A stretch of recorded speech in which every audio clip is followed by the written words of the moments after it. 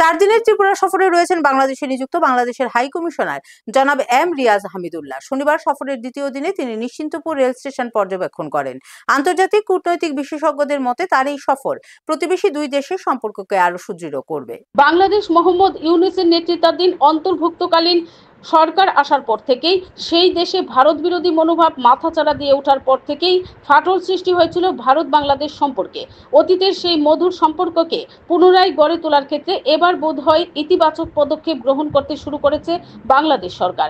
ভারতের নিযুক্ত বাংলাদেশের হাই কমিশনার জনাব এম রিয়াজ হামিদুল্লাহর ত্রিপুরা সফরের মধ্য দিয়ে তারই নমুনা দেখে গেছে। সফরের দ্বিতীয় দিনে তিনি নিশ্চিন্তপুর আন্তর্জাতিক রেলওয়ে স্টেশন পরিদর্শন করেন। ভারত বাংলাদেশ সীমান্তের এপার ওপার পর্যবেক্ষণ করে তিনি রেলওয়ে আধিকারিকদের সাথে কথা বলেন।